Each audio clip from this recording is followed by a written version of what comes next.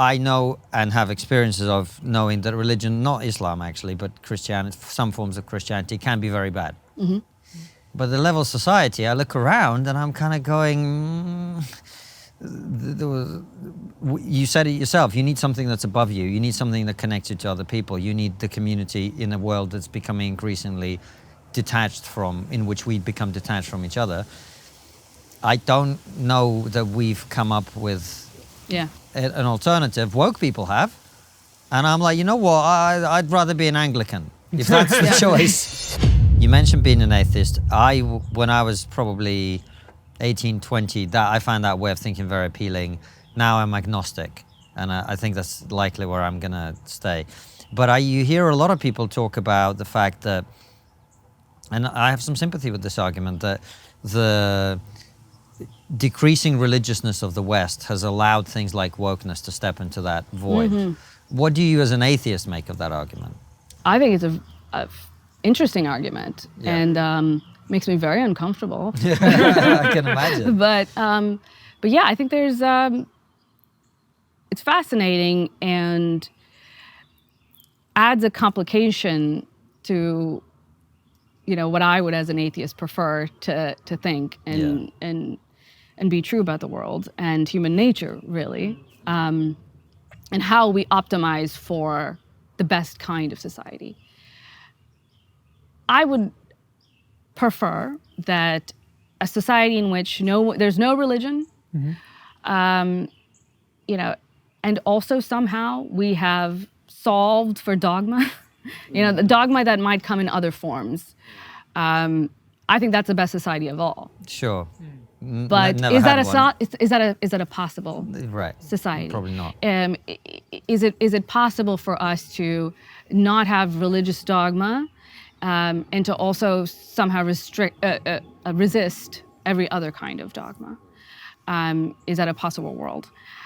So from that perspective, a secular but religious, does that make sense? Yes. World is in some ways worse, the worst of all, possible outcomes, maybe even as bad as ancient, religious contexts. So that's, I think that's a very interesting train of thought. I'm not sure where I end up there at the moment. I do think that there is psychological need, I think, for the comfort of some kind of transcendental values, I think they can be routed in other ways. I don't think you need God, but I think you need them to be bigger than you.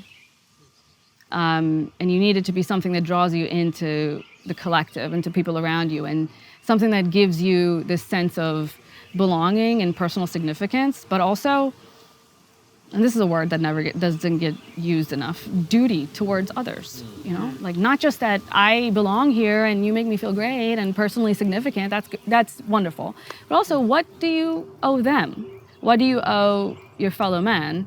I think that idea of duty is what is a cornerstone of communities, and we're seeing the fraying of communities all over the Western world. So aren't you and I, isn't this our fault? A little bit, maybe, yeah. Insofar as we can't find something else, insofar as that we can't address this problem in some other creative way. But ultimately, I think this is where modernity is going. This is the path that we're walking down. Sort of alienation from each other, from the physical world, from broader, the world around us, our neighbors, that kind of thing. We're increasingly alienated from, and that's a modernity challenge. Can you bring religion back and say that this is the solution? I don't know. I don't know if you can force yourself to believe something that is, not true. I don't think I could. I think that even if I thought religion was very good, I don't think I could go back to it. Well, this is where I am, because I think I know and have experiences of knowing that religion, not Islam actually, but Christianity, some forms of Christianity can be very bad. Mm-hmm. And Islam, clearly, there are some forms of that, or some people who follow it who can be very bad. But the level of society, I look around and I'm kind of going, you said it yourself, you need something that's above you. You need something that connects you to other people. You need the community in a world that's becoming increasingly in which we become detached from each other. I don't know that we've come up with Yeah. an alternative. Woke people have. And I'm like, you know what? I'd rather be an Anglican. If that's the choice, Anglicanism works for me compared to this crap. But that's not really a religion anymore, is it? Well, let's not get into that. We have 5 minutes left or whatever. You know what I mean? Yeah. So how can we advocate for, or not advocate, but how can we say, well, agnosticism is good or being an atheist is good, when we look around and we go, the practical consequences of the lack of religion are bad? Yeah, I wouldn't say that it's exactly the practical consequences of a lack of religion. I think they're all that the lack of religion and the incidents, more wokeism in the world or more senses of alienation, they're all being caused by another factor, that's happening together. That is, it seems to me that there's nothing we can really do about with the tools that we have at our disposal at the moment. You mean technology?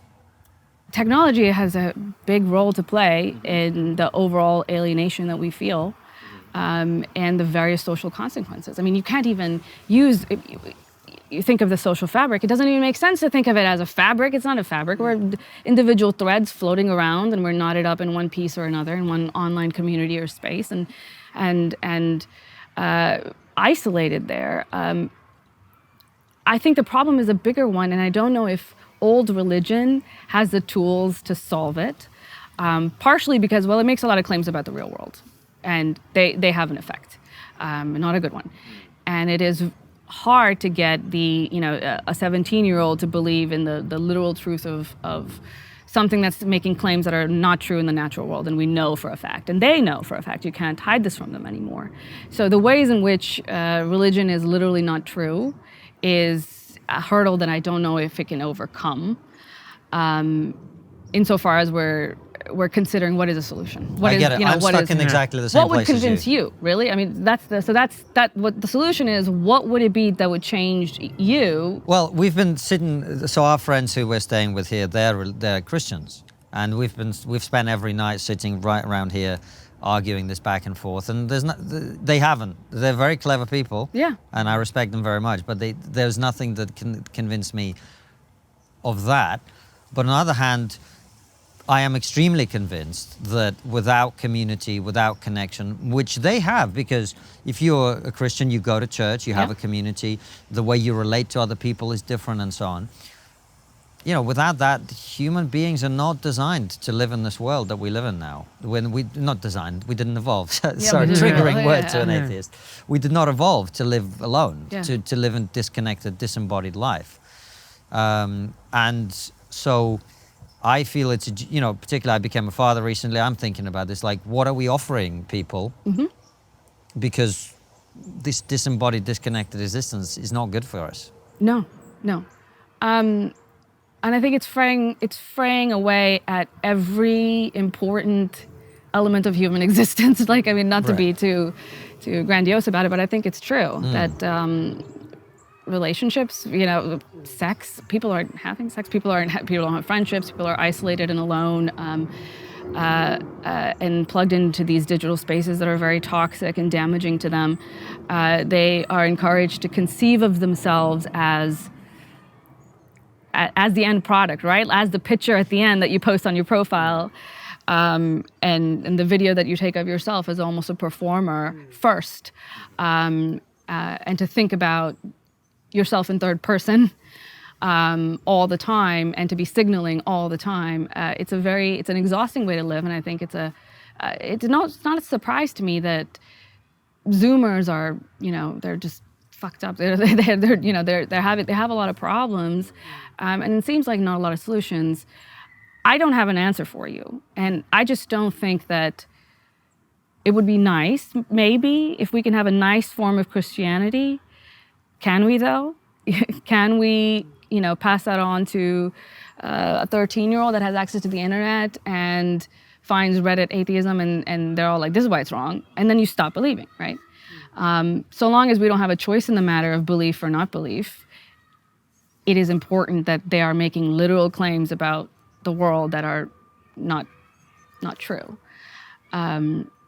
and I think will affect the ability of even a nice Christianity to go very far in moving people and pulling them away from the disconnectedness that we're seeing around us. There has to be some other solution. But I was in charge of creating communities when I was, running my organization, and it was a very interesting experience in that I recognized how religion is very useful at creating good and healthy communities. In fact, and the religious communities are demonized a lot, sometimes fairly, I think oftentimes fairly, and then sometimes unfairly. So there's some benefits to that form of organization, and it provides benefits to the people, to the members of that community, and it's hard to replicate that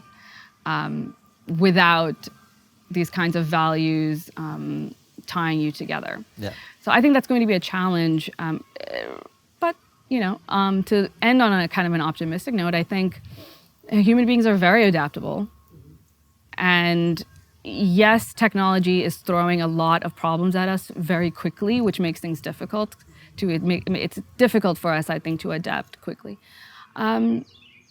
But it is very possible that we do. It's very possible that we become, immune to the kind of siren songs of social media and like the online world, and find a way back to something a little bit more healthy.